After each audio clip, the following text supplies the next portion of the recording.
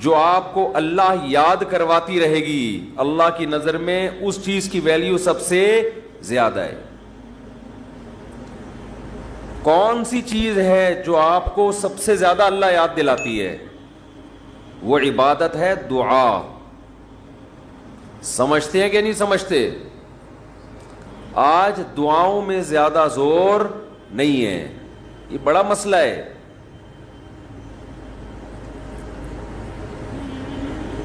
تو بھائی کچھ نہ کچھ وقت نکال کے ہاتھ اٹھا کے اللہ کے سامنے گڑ گڑایا کریں۔ آج ہم لوگوں نے دعائیں مانگنا چھوڑ دی ہیں۔ جب انسان اللہ کے سامنے دعا مانگتا ہے وہ اللہ سے باتیں کرتا ہے، اگر توجہ سے دعا مانگے۔ دعا ایسی چیز ہے کہ یہ اللہ اور بندے کا جتنا مضبوط کنیکشن بناتی ہے، اتنا کنیکشن دنیا کی کوئی اور عبادت نہیں بناتی۔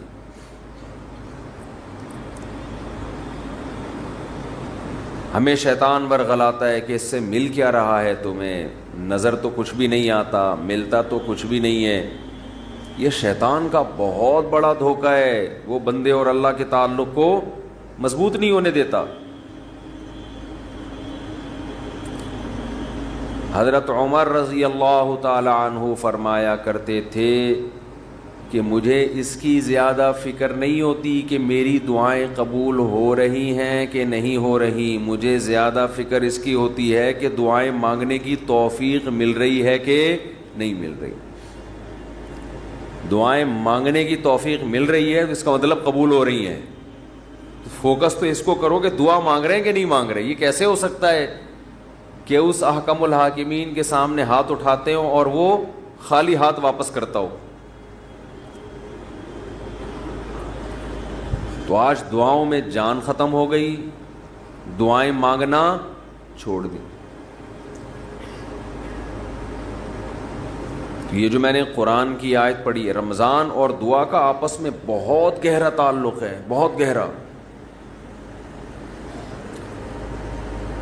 جب انسان اللہ کے لیے کوئی عبادت کرتا ہے، کوئی قربانی دیتا ہے، اللہ کا نام قرآن میں ہے شکور، قدردان۔ شکور کسے کہتے ہیں؟ قدردان۔ آپ تھوڑا کرو وہ اس کی قدر بہت زیادہ کرے۔ کچھ لوگ ناقدرے ہوتے ہیں نا، آپ کچھ بھی کر لیں ان کے لیے کہتے ہیں نا ناقدرہ ہے، میری بات کو ویلیو ہی نہیں دیتا، میرے احسان کو ویلیو ہی نہیں دیتا۔ اس لیے علماء کہتے ہیں کہ افطار کے وقت دعا کرنی چاہیے، کیوں؟ آپ نے سارا دن اللہ کے لیے ایک قربانی دی ہے۔ یہ بڑی بات ہے، آپ کی نظر میں شاید اس کی ویلیو نہ ہو،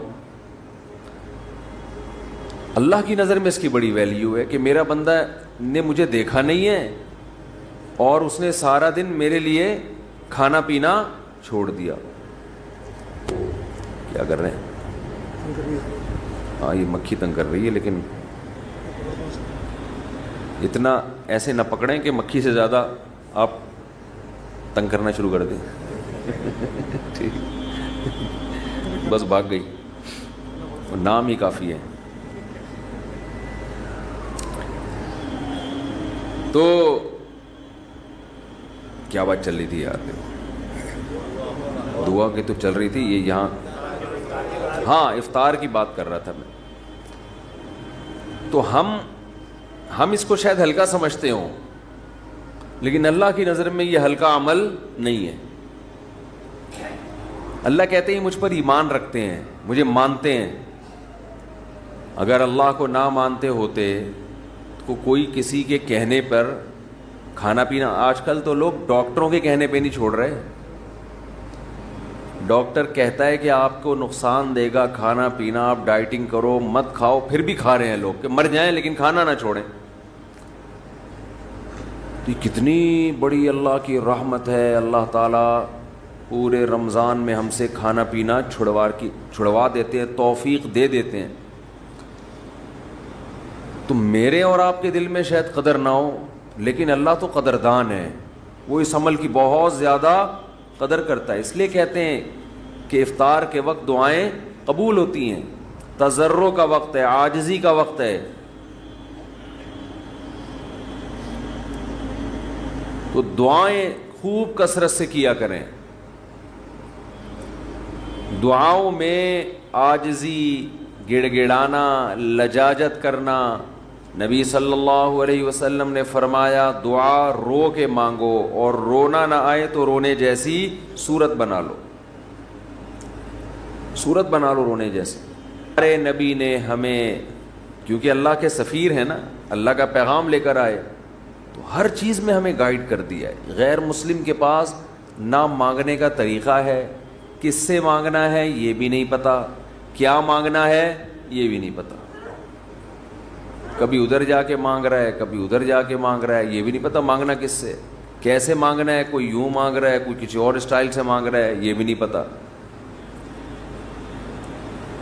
کون سے ٹائم پہ مانگنا ہے جس میں قبولیت کا امکان زیادہ ہے، یہ بھی نہیں پتا.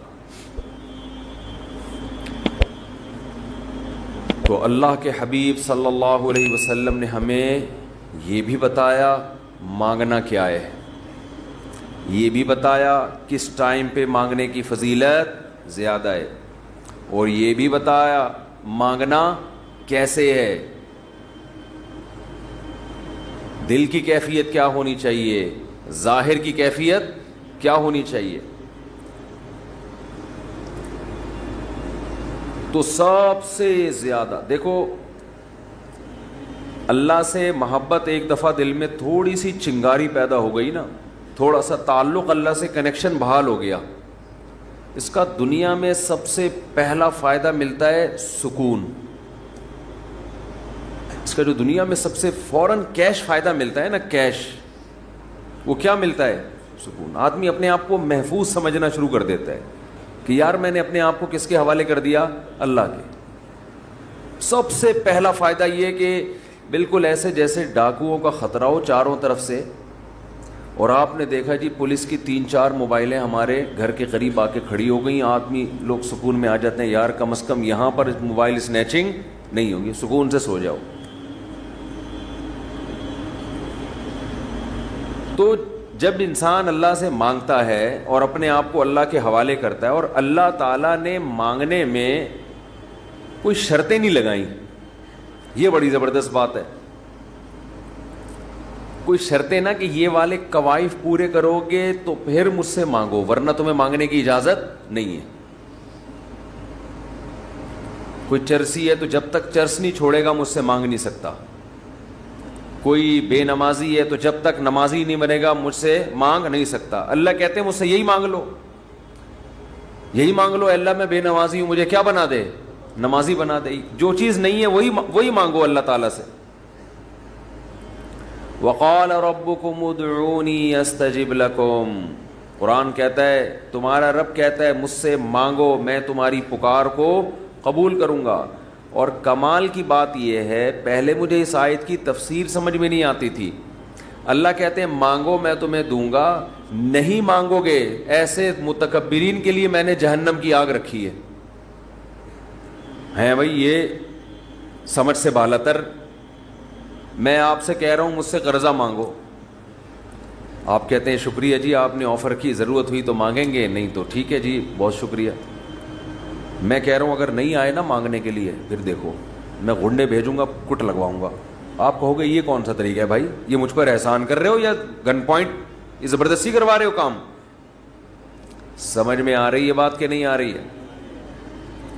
آپ کہو گے یہ کون سا احسان کا طریقہ ہے. میں آپ سے کہہ رہا ہوں کہ آپ میری دعوت پہ آئیے گا، مجھے بڑی خوشی ہوگی، آپ کہیں گے تھینک یو، بہت شکریہ آپ کا، آپ نے یاد کیا ہمیں. پھر میں کہتا ہوں اگر نہیں آئے نا گنڈے بھیج کے میں کٹواؤں گا. آپ کہو گے یہ زیادہ ہو گئی ہے، یہ کیا ہو گئی ہے، یہ دعوت نہیں ہے، یہ تو ایک طرح کا جرمانہ ہے میرے اوپر لگا دیا تم نے. میں آپ سے کہتا ہوں بھائی میں علاقے کا ناظم ہوں، میں علاقے میں یہ تھانے کا میں ڈی ایس پی ہوں، کوئی مسئلہ ہو میرے پاس آنا. آپ کہیں گے سر آپ کا بہت شکریہ، آپ کا ٹرانسفر ہوتے ہی آپ نے سب سے پہلے مجھے یاد کی ہے، کوئی بھی ضرورت ہوگی آپ کو بتاؤں گا. آگے سے تڑی لگا دی. اگر تمہیں کوئی ضرورت پڑی اور نہیں بتایا نا ہے بھائی, سب سے پہلے لاکر میں تمہیں ڈالوں گا. تو آپ کہیں گے سر یہ آپ مجھے عزت دے رہے ہیں, یہ میری توہین کر رہے ہیں. تعجب کی بات ہوگی کہ نہیں ہوگی؟ تو اللہ تعالیٰ تو یہی انداز اختیار کر رہے ہیں کہ مجھ سے مانگو میں تمہیں دوں گا. ان الذین یستکبرون عن عبادتی سیدخلون جہنم داخرین. نہیں مانگا تو ایسے لوگ ذلیل ہو کر جہنم میں داخل ہوں گے. یہ کچھ بات سمجھ میں آ رہی ہے بھائی؟ یہ تو عجیب سی بات ہے نا کہ مانگو, نہیں مانگا تو میں نہیں چھوڑوں گا تمہیں. اصل بات یہ ہے کہ علاقے میں ایس ایچ او آیا, کوئی محلے کا دادا آیا, وہ آپ سے کہتا ہے کوئی پرابلم ہو بتانا, آپ کہتے ہیں بڑی نوازش آپ کی, پھر بھی آپ اس کو پرابلم نہیں بتاتے, وہ غصہ نہیں آتا, اس کو غصہ نہیں آتا, اس لیے کہ وہ مخلوق ہے, وہ عاجز ہے. اسے پتہ ہے کہ بعض دفعہ بندے کو کام پڑتا ہی نہیں ہے, بعض دفعہ پڑتا ہے تو اس کے کوئی دوسرے تعلقات ہوتے ہیں, بعض دفعہ کام پڑتا ہے لیکن وہ چاہتا ہی نہیں ہے کہ کام ہو, ایسے ہی رہے معاملہ. لیکن اللہ کے ہاں یہ تینوں آپشن آپ کے پاس نہیں ہے. آپ یہ کہیں کہ اللہ تو نے مجھ سے کہا تھا کہ میں تجھ سے مانگوں, لیکن میری کوئی ایسی ضرورت ہی نہیں جو میں مانگوں تجھ سے. یہ کہہ سکتے ہو کیا ہے بھائی؟ اس کا مطلب تم اللہ سے مستغنی ہو گئے.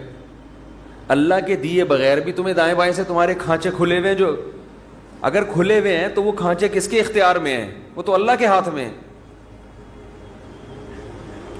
آپ یہ بھی کہہ سکتے ہو کہ مجھے اس لیے مانگنے کی ضرورت نہیں کہ میرے تو سارے مسائل حل ہو رہے ہیں, میں صبح میری جاب لگی ہوئی ہے, میری تنخواہ ہے, ملٹی نیشنل کمپنی میں اچھی سیٹ پر بیٹھا ہوا ہوں میں, میری سیلری گھر آ جاتی ہے, مہنگائی بھی نہیں ہے, پیٹرول بھی نئی حکومت نے سستا کر دیا ہے وغیرہ وغیرہ, تو اب تو کوئی مسئلہ ہی نہیں ہے. تو اللہ کہے گا اگر کوئی مسئلہ نہیں ہے بالفرض, اول تو پاکستان میں ہو اور مسئلہ نہ ہو, یہ ہو نہیں سکتا. یہ تو پھر اس کا مطلب ہے آپ سو رہے ہیں, آپ کی کوئی اٹھائے گا اور آنکھ کھل جائے گی آپ کی. تو آپ کے ساتھ اگر کوئی مسئلہ نہیں ہے, آپ ان اسباب کو دیکھ رہے ہو, اس کا مطلب آپ سمجھتے ہو کہ ہوتا اسباب سے ہے, اللہ سے نہیں ہوتا. بھئی اللہ تو جب چاہے ان اسباب کو فیل کر دے. آپ اپنے آپ کو خدا سے مستغنی سمجھ رہے ہو, آپ سمجھ رہے ہو مجھے خدا کی ضرورت نہیں ہے. اس پر اللہ عذاب دے گا کہ تو اپنے آپ کو یہ سمجھ کیسے بیٹھا کہ تجھے ضرورت نہیں ہے میری. یہ ایسے محلے کا کوئی دادا آیا اور سارے کام اس کے ہاتھ میں, اس نے آپ سے بولا کوئی تنگ کرے تو مجھے بتانا, اور اسے پتا ہے کوئی نہ کوئی تنگ کر رہا ہے اس کو, آپ پھر بھی نہیں بتا رہے اس کو. وہ بلائے گا, بولے گا بھائی آپ کیوں نہیں بتا رہے؟ آپ کہتے ہیں بھائی کوئی مجھے تنگ کر رہا ہے تو میں برداشت کر رہا ہوں, اس لیے نہیں بتا رہا. اس پہ غصہ نہیں آئے گا اس کو. لیکن اگر آپ نے اس سے کہا کوئی مجھے تنگ کر رہا ہے, میں آپ کو اس لیے نہیں بتا رہا کہ مجھے پتا ہے کہ میرے جاننے والے ہیں وہ مجھے بچا لیں گے, اس دادے کو غصہ آئے گا کہ میرے علاوہ کون اس محلے کا دادا ہے بھائی. آئے گا کہ نہیں آئے گا؟ تو اللہ کے سامنے ہم یہ بھی نہیں کہہ سکتے کہ اللہ یہ پریشانیاں مجھے تنگ کر ہی نہیں رہی ہیں, مجھے کوئی ٹینشن ہے ہی نہیں. یہ بھی نہیں کہہ سکتے. اس لیے نہیں کہہ سکتے کہ ہم انسان ہیں, مخلوق ہیں, اللہ کے ہاتھ میں سارے اسباب ہیں. وہ جب پریشان کرنے پر آئے گا, وہ مصیبتیں دینے پر آئے, ہم میں سے کسی میں دم نہیں ہے کہ ان مصیبتوں کو اس کی توفیق کے بغیر برداشت کر لیں. یہ ممکن نہیں ہے. اور یہ بھی ممکن نہیں ہے اس کے علاوہ کوئی وہ مصیبتیں ہم سے دور کر دے. تو کتنی بڑی وعید ہے دعا نہ مانگنے پر. اور جو لوگ دعا نہیں مانگتے, حقیقت یہ ہے کہ وہ اپنے آپ کو دعا سے مستغنی سمجھتے ہیں. وہ کہتے ہیں مجھے ضرورت کیا ہے.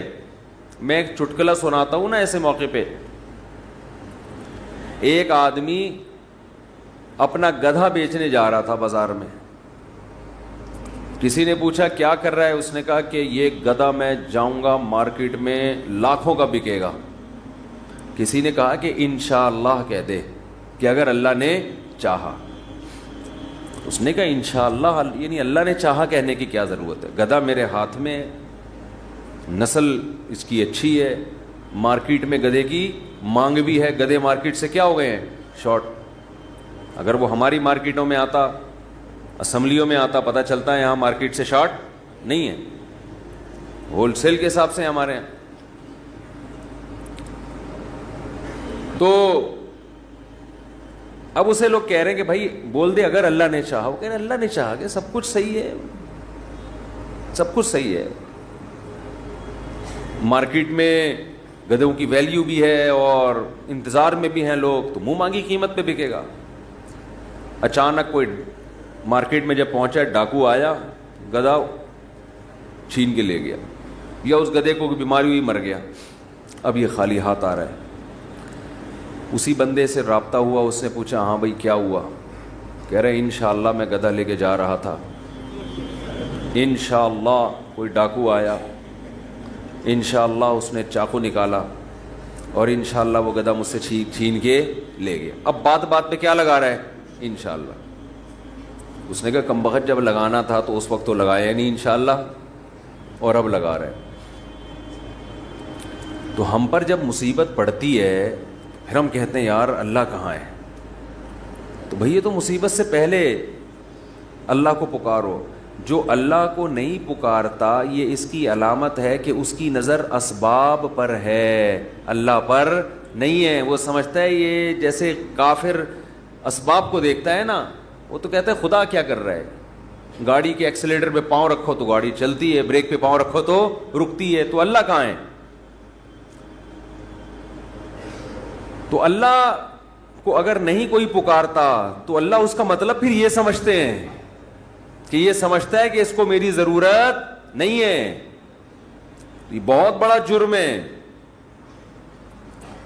تو بات بات پہ اللہ سے دعا مانگا کرو. پیغمبروں کی کتنی دعائیں اللہ نے قرآن میں نقل کی ہیں, بات بات پہ دعائیں مانگتے تھے, بات بات پہ.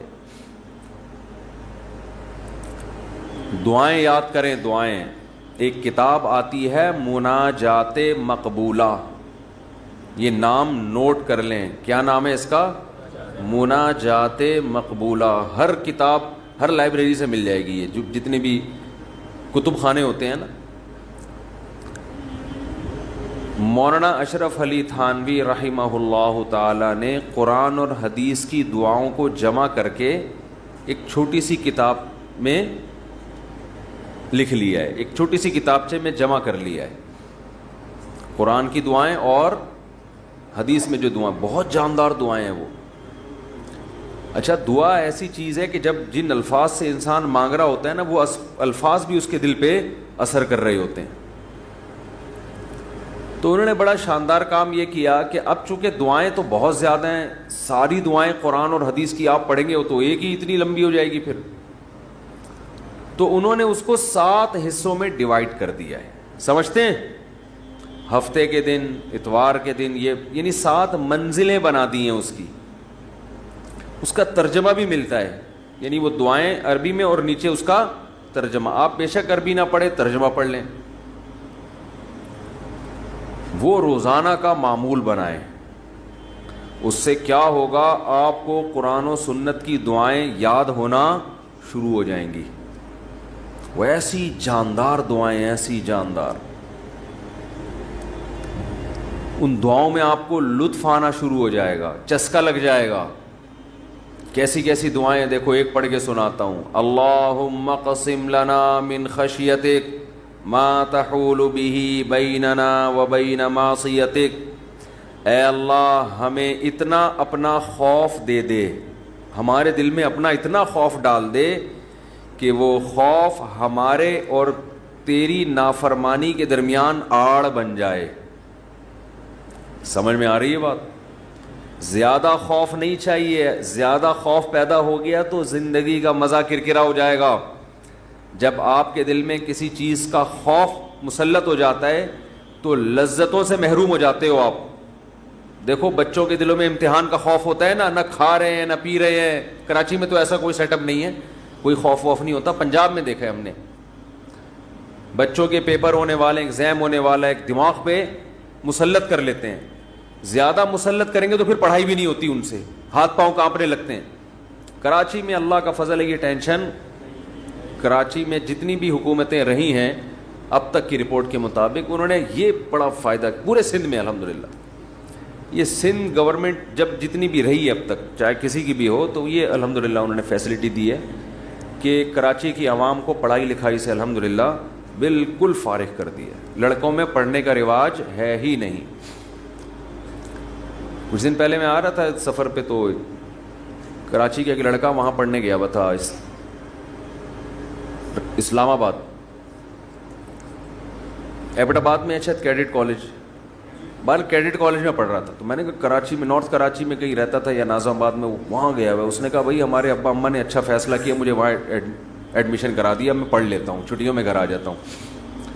تو وہ بتا رہا تھا کہ یہ کراچی میں، وہ مجھے کہہ رہا تھا کہ ہم حیران ہوتے ہیں کراچی میں جان تو وہاں کوئی ہے ہی نہیں، پڑھائی لکھائی کی بات ہی نہیں. کہہ رہے یہاں ہو تو ہر آدمی، میں نے دیکھا ہے پنجاب میں ہر بچہ پڑھائی کی بات کر رہا ہے، سب پڑھائی میں آگے نکلنے کی کوشش کر رہے ہیں، کچھ بزنس میں آگے جانے کی کوشش کر رہے ہیں. یہاں ہو تو پڑھے ہوئے ہیں. کراچی میں الحمدللہ پڑھے ہوئے ہیں لڑکے، پوری پوری رات کرکٹ کھیل رہے ہیں، اور ہم نے بھی بیان کر کے اپریشیٹ کر دیا. وہ کہہ رہے ہیں اب تھپا لگی، اب تو اور کھیلو. ہم نے تو اس لیے خوشی کا اظہار کیا تھا کہ چلو روزہ تو رکھ رہے ہیں نا، یہ مطلب تھوڑی تھا کہ کچھ بھی نہیں کرو. تو یہاں الحمدللہ یہ سہولت ہے کہ یہاں آپ پڑھنے کے علاوہ دنیا کا ہر کام کر سکتے ہیں کراچی میں، اور پڑھے بغیر آپ کو ڈگریاں مل جاتی ہیں. وہ الگ بات ہے، اپنا بھی بیڑا غرق اور قوم کا بھی بیڑا غرق ہوتا ہے. نہ خود کچھ آتا ہے، نہ ترقی تھوڑی کر سکتا ہے آدمی فالتو ڈگریاں لے کے، وہ پکڑا جاتا ہے کہیں نہ کہیں. ایک ہمارے مشہور ڈاکٹر تھے جو بڑے اچھے ڈاکٹر تھے، کیا ہیں ڈاکٹر، جب ان کی جعلی ڈگریاں پکڑی گئیں، لوگوں نے کہا یار ڈگری کو چھوڑو، بندہ میں قابلیت ہے. تو وہ تھوڑے دنوں میں قابلیت کبھی ایسی کی تیسی ہو گئی. جو اندر سے ہوتا ہے نا تھوڑے دنوں میں آدمی وہ آ جاتا ہے، آپ چھپا نہیں سکتے زیادہ عرصہ. تو جعلی ڈگریاں جعلی ہی ہوتی ہیں، پکڑا جاتا ہے آدمی. تو میں یہ بتا رہا تھا کہ قرآن کیا کہتا ہے، حدیث کیا کہتی ہے. نبی نے دعا سکھائی کہ اے اللہ اتنا خوف، زیادہ خوف مسلط ہو گیا تو پڑھائی سے بھی گئے، نیند سے بھی گئے، کھانے سے بھی گئے. تو اللہ کا بھی اگر زیادہ خوف پیدا ہو گیا، صحت بھی خراب ہوگی. بعض لوگوں کے دل میں جہنم کی آگ کا بہت خوف مسلط ہو جاتا ہے، وہ عبادت سے بھی جاتے ہیں، پھر وہ لائف کو جتنا انجوائے کرنا چاہیے جس شریعت نے اجازت دی اتنا بھی نہیں کر پاتے. تو اس لیے ہمارے نبی نے دعا سکھائی، اللہم اقسم لنا من خشیتک ما تحول به بیننا وبین معصیتک. یہ میں مناجات مقبولہ کی دعاؤں کا ایک تھوڑا سا تعارف پیش کر رہا ہوں آپ کے سامنے کہ کتنی پیاری دعائیں ہیں. اے اللہ ہمیں اتنا خوف اپنا دے دے جو ہمارے اور تیری نافرمانی کے درمیان آڑ. کیونکہ خوف کا مقصد ڈرنا برائے ڈرنا نہیں ہے، خوف کا مقصد ہے جہنم سے بچنا. اور وہ جب بچیں گے جب گناہ سے بچیں گے. تو کم سے کم اتنا خوف تو ہو کہ جب گناہ کی طرف دل مائل ہو تو تیرا خوف رکاوٹ بن جائے، گناہ سے روک لے ہم کو. وَمِن طَاعَتِكَ مَا تُبَلِّغُنَا بِهِ جَنَّتَكَ. اپنی اطاعت کا اتنا جذبہ دے دے جو ہمیں جنت تک پہنچا دے. کیا ہو گیا بھائی، کیا ہوا؟ اچھا، وَمِن طَاعَتِكَ مَا تُبَلِّغُنَا بِهِ جَنَّتَكَ، یہ اسی کی تکمیل ہے.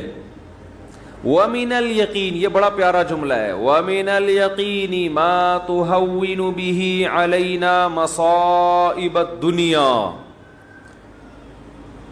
اے اللہ اپنا اتنا یقین دے دے، اتنا یقین، تیری ذات پہ اتنا یقین آ جائے کہ تو سب کچھ کرنے والا تو ہی ہے. اتنا یقین آ جائے کہ دنیا کی مصیبتیں ہلکی لگنے لگیں، ڈپریشن میں نہ جائیں ہم مصیبتوں کی وجہ سے. جو اللہ کو نہیں مانتے نا، جب وہ دیکھتے ہیں کوئی ٹینشن آ رہی ہے تو وہ کہتے ہیں یار اس ٹینشن کی یہ وجہ ہے اور یہ وجہ تو ختم نہیں ہوگی، تو میں تو ٹینشن میں زندگی گزاروں گا. وہ خودکشی کی طرف جائیں گے. اور جس کو پتا ہے کہ یہ دینے والا کون ہے، اللہ، وہ میرا خیر خواہ ہے، وہ مجھے سنورنے اور بنانے کے لیے دے رہا ہے، وہ یہ ٹینشن دور بھی کر سکتا ہے، وہ کسی سبب کا محتاج نہیں ہے، اس میں میرا فائدہ ہے، تو اس سے وہ ٹینشن کیا ہو جائے گی، ہلکی. تو اے اللہ اتنا یقین اپنا دے دے جس یقین کی وجہ سے دنیا کی مصیبتیں ہمیں ہلکی لگنے لگیں. اگر اتنا بھی یقین نہیں ہے تو یہ یقین نہیں ہے. وَمِنَ الْيَقِينِ مَا تُهَوِّنُ بِهِ عَلَيْنَا مَصَائِبَ الدُّنْيَا وَمَتِّعْنَا بِأَسْمَاعِنَا وَأَبْصَارِنَا وَقُوَّاتِنَا أَبَدًا مَا أَبْقَيْتَنَا. اے اللہ تو نے ہمیں آنکھ کی نعمت دی, سننے کی نعمت دی, بولنے کی نعمت دی, چلنے کی اور بات کرنے کی, یہ تمام نعمتیں جب تک ہماری زندگی ہے یہ نعمتیں ہم باقی رکھنا, معذوری سے ہمیں بچانا. سمجھ رہے ہو کہ نہیں سمجھ رہے؟ آج لوگ دولت مانگ رہے ہوتے ہیں, صحت کو فوکس نہیں کر رہے. آنکھ کی بینائی چلی جائے خدا نخواستہ, کیسی اندھیر زندگی ہے. سننے کی طاقت چلی جائے. وَمَتِّعْنَا بِأَسْمَاعِنَا وَأَبْصَارِنَا وَجَمِيعَ قُوَّاتِنَا أَبَدًا مَا أَبْقَيْتَنَا وَاجْعَلْهُ الْوَارِثَ مِنَّا. یہ اس سے بھی زیادہ خاندانی جملہ. کافر بھی چاہتا ہے کہ میری آنکھوں میں دیکھنے کی طاقت, کانوں میں سننے کی طاقت, زبان میں بولنے کی طاقت, میری تمام جو جسم کے پارٹس ہیں وہ صحیح رہیں تاکہ میں دنیا کی نعمتوں سے مزے اڑاؤں. تو اللہ ہم صرف اس لیے نہیں کہہ رہے کہ یہ تمام چیزیں باقی رکھ کہ ہم دنیا میں مزے اڑائیں, دنیا میں بھی لذت, اور یہ جو تو نے ہمیں طاقتیں دی ہیں یہ آخرت میں بھی ترقی کا ذریعہ بن جائیں. تو ڈبل مزے ہو گئے کہ نہیں ہو گئے ہیں بھائی؟ کیونکہ جس آدمی میں قوت اور طاقت نہیں ہوتی مختلف چیزوں کی, وہ آخرت کے کام بھی زیادہ نہیں کر سکتا. تو وَاجْعَلْهُ الْوَارِثَ مِنَّا, ان کے اثرات باقی رہے, قیامت کے دن فائدہ ہو. ان آنکھوں سے ہمیں, ان کان سے اچھی بات سنی تھی اور ہدایت مل گئی, تو یہ فائدہ ہو گیا نا اس کان کا آخرت میں. آنکھوں سے اچھی چیز دیکھی اور ہدایت مل گئی, اللہ کی نشانیاں دیکھیں اور عبرت حاصل ہوئی ان آنکھوں سے, ماں باپ کی زیارت کی, بیت اللہ حج کی, اللہ کے گھر کی زیارت کی. تو یہ آنکھوں کی لذت بھی ہے, اور اس لذت سے دنیا کا فائدہ بھی اور آخرت کا فائدہ بھی. وَاجْعَلْهُ الْوَارِثَ مِنَّا وَاجْعَلْ ثَأْرَنَا عَلَى مَنْ ظَلَمَنَا وَانْصُرْنَا عَلَى مَنْ وَاجْعَلْ ثَأْرَنَا عَلَى مَنْ ظَلَمَنَا وَانْصُرْنَا عَلَى مَنْ عَادَانَا. جو ہم سے دشمنی کرے اے اللہ تو اس کے خلاف ہماری مدد کر. دنیا میں بہت سارے دشمن ہیں, کچھ کو آپ جانتے ہیں, بہت سو کو نہیں جانتے. وَلَا تَجْعَلْ مُصِيبَتَنَا فِي دِينِنَا. اے اللہ اگر کوئی مصیبت مقدر میں ہے ہی تو وہ دنیا کی طرف پھیر دینا, دین ہمارا اس سے محفوظ رکھنا. دنیا کی مصیبت ختم ہو جاتی ہے, دین پہ کو نقصان اگر ہو گیا اس کے اثرات ہمیشہ ہمیشہ رہیں گے. وَلَا تَجْعَلْ مُصِيبَتَنَا فِي دِينِنَا وَلَا تَجْعَلِ الدُّنْيَا أَكْبَرَ هَمِّنَا. یہ جب مانگا کرے نا خوب شوق سے, اس کا مفہوم سوچ کے, اے اللہ دنیا ہمارا بڑا غم نہ بنا دینا, کہ ہماری بڑی چاہت ہی کیا ہو. آج آپ دیکھیں, آپ کسی سے پوچھیں تجھے دنیا میں سب سے بڑی ٹینشن کیا ہے, وہ کیا بزنس. تیرا سب سے بڑا مسئلہ کیا ہے, صحت. تیرا سب سے بڑا مسئلہ کیا ہے, بیوی ٹھیک ہو جائے. تیرا سب سے بڑا مسئلہ کیا ہے جو تو چاہتا ہے, یار میرا سب سے بڑا مسئلہ ہے میری شادی ہو جائے. تیرا سب سے بڑا مسئلہ کیا ہے, یار ابا ٹھیک ہو جائیں. تیرا سب سے بڑا مسئلہ کیا, یار میرے بال نہیں ہے سر پہ, میں سارا دن اسی کوشش میں لگا رہتا ہوں سر پہ بال نکل آئیں. بھائی تیرا سب سے بڑا مسئلہ کیا, بھائی مجھے اللہ نہ کرے کینسر ہے, میرا سب سے بڑا مسئلہ اس وقت یہ بن چکا ہے میرا کینسر کسی طرح سے ٹھیک ہو جائے. بھائی تیرا سب سے بڑا مسئلہ کیا ہے, یہ لوگوں کی آپ سروے کریں تو یہی ہوگا نا. سمجھ میں آ رہی ہے بات؟ اکبر ہمینا کا مطلب سب سے بڑا مسئلہ, سب سے بڑی ٹینشن. بھائی تیرا سب سے بڑا مسئلہ کہ یار میرے بچے میرے قابو میں نہیں ہیں, میری سب سے بڑی خواہش ہے میرے بچے انسان کے بچے بن جائیں. بھائی تیرا سب سے بڑا مسئلہ کیا ہے, بھائی اس کا سب سے بڑا مسئلہ اس کو خدا نخواستہ فالج ہوا ہوا ہے, اس کی ابھی سب سے بڑی کوشش یہی کہ فالج ٹھیک ہو جائے اس کا. نبی دعا سکھا رہے ہیں یہ کبھی بھی ہمیشہ اللہ سے پناہ مانگو, اے اللہ یہ چیزیں میرے مسئلے تو رہیں, سب سے بڑے مسئلے نہ رہیں. سب سے بڑا مسئلہ ایک ہی ہو, آخرت. بھائی یہ مسئلہ ختم ہو گیا, کوئی دوسرا مسئلہ آ جائے گا آپ کے ساتھ, کیا خیال ہے؟ ادھر میری طرف دیکھیں نا. ادھر کیوں دیکھ رہے ہیں؟ ابھی آپ کا سب سے بڑا مسئلہ ہے میرا بیان سنیں آپ بیٹھ کے. اچھا مجھے کچھ اس وجہ سے دیکھ رہے تھے آپ مجھے. اچھا ٹھیک ہے ٹھیک ہے میں اس میں دیتا ہوں دعا میں. 4 لاکھ روپے جمع کرنا ہے 25-30 لاکھ. اچھا میں جمعے کی نماز کے بعد دیتا ہوں. تو سب سے بڑا مسئلہ جو میرا اور آپ کا ہو تو حدیث میں آتا ہے کہ اللہ سے دعا مانگو لا تجعل الدنیا اکبر ہمنا، اے اللہ یہ دنیا کے جو بکھیڑے اور مسائل ہیں یہ ہمارا سب سے بڑا مسئلہ نہ ہو. سب سے بڑا مسئلہ ہمارا ایک ہو بھائی، کینسر ٹھیک ہو یا نہ ہو، آخرت صحیح ہو جائے. ہم نے ایسے علماء کو دیکھا ہے موت کے وقت شفا کی زیادہ فکر نہیں ہے ان کو کہ میں ٹھیک ہو جاؤں، فکر یہ ہے کہ بھلے مر جاؤں لیکن مغفرت ہو جائے آخرت میں. ہمارے ایک استاذ تھے 45-50 سال بمشکل ان کی عمر ہوگی، بیمار ہو گئے بہت سخت. تو میں جب بھی ان سے ملنے کے لیے جاتا ان کی عیادت کے لیے، عام طور پہ جب آپ بیمار کی عیادت کے لیے ملے تو بس وہ ایک ہی چیز کر رہا ہوگا، یار میں ٹھیک ہو جاؤں، بس میں ٹھیک ہو جاؤں، بس میں ٹھیک ہو جاؤں، اب فلاں ڈاکٹر، وہ اس کے علاوہ اس کی کوئی چاہت نہیں ہوتی. ہم جب ان سے ملنے کے لیے گئے تو بڑی شدید تکلیف میں، نلکیاں لگی ہوئی ہیں، ڈرپ چڑھ رہی ہے، بہت کمزور ہو گئے. ہم نے کہا کیسی طبیعت ہے؟ کہہ رہے طبیعت ٹھیک نہیں ہے، دعا کرو اللہ مجھے شفا دے دے. پھر تھوڑی دیر میں کہنے لگے بس دعا کرو اللہ مجھ سے آخرت میں حساب نہ لے. ہر تھوڑی دیر کے بعد بھائی اگر میری زندگی ختم ہو رہی ہے تو بس دعا کرو اللہ مجھ سے آخرت میں حساب نہ لے. دنیا دار آدمی کہتا ہے بس ختم ہو رہی ہے تو نہیں، ختم نہیں ہو، بس یہ دعا کرو، یہ میں مرنا نہیں چاہتا بھائی میں کسی بھی قیمت پہ. وہ اللہ سے مانگ بھی رہے ہیں کہ شفا، ہم اللہ کے بندے ہیں، ہم نے اللہ کے سامنے یہ تھوڑی کہنا ہے کہ اللہ تیری مرضی ٹھیک کرتا ہے تو کر دے، نہیں تو نہیں، یہ نہیں. ہم نے تو دعا تو یہی مانگنی ہے اللہ ہم کمزور ہیں ٹھیک کر دے. بڑا مسئلہ اس سے بھی بڑا ہے. وہ کیا ہے؟ آخرت. کمپیئر ہے، کمپیریٹیو ڈگری ہے. اگر کوئی مسئلہ آپ کا سب سے بڑا ہے تو آخرت اس سے بھی بڑا مسئلہ ہونا چاہیے. اگر آپ کا مسئلہ آپ کی بیگم ہے تو آخرت اس سے بھی بڑا مسئلہ ہونا چاہیے. اکبر ہمنا، سب سے بڑا مسئلہ میرا اور آپ کا کیا ہونا چاہیے؟ اللہ.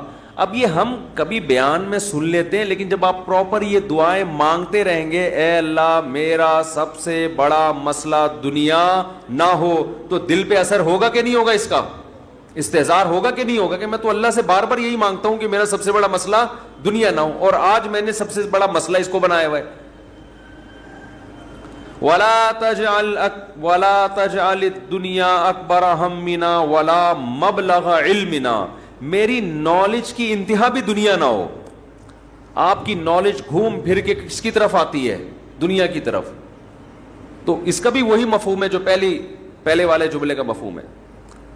وَلَا مَبْلَغَ عِلْمِنَا وَلَا غَایَةَ رَغْبَتِنَا وَلَا تُسَلِّطْ عَلَيْنَا مَن لَّا يَرْحَمُنَا، اے اللہ کوئی ایسا شخص ہم پہ مسلط نہ کر جو ہم پہ رحم نہ کرے. ہر آدمی کے اوپر کوئی نہ کوئی ہوتا ہے. آپ گھر کے سربراہ ہیں تو عورت کے اوپر آپ مسلط ہیں، وہ یہ دعا مانگ سکتی ہے. آپ دفتر میں جاتے ہیں تو آپ کا باس آپ پہ مسلط، علاقے کا ناظم آپ پہ مسلط، صدر وزیر اعظم آپ پہ مسلط. تو اللہ جو بھی ہمارے بڑے ہیں ان کی طبیعت میں رحم کا جذبہ رکھ.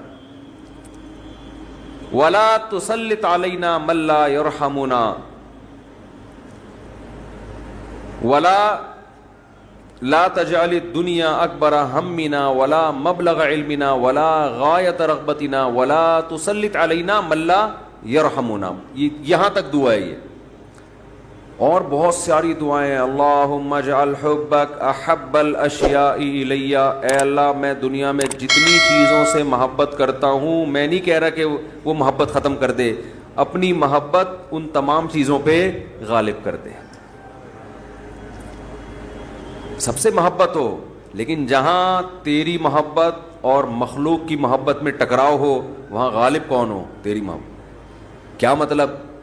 کبھی کسی کو خوش کرنے کے لیے تجھے ناراض کرنا پڑے تو اس کو ناراض کر دوں، تجھے ناراض نہ کروں. جس سے زیادہ محبت ہوتی ہے اس کے لیے چھوٹے محبوب کو انسان ناراض کر دیتا ہے, چھوٹے کے لیے بڑے محبوب کو انسان ناراض نہیں کرتا, یہ نہیں ہوتا.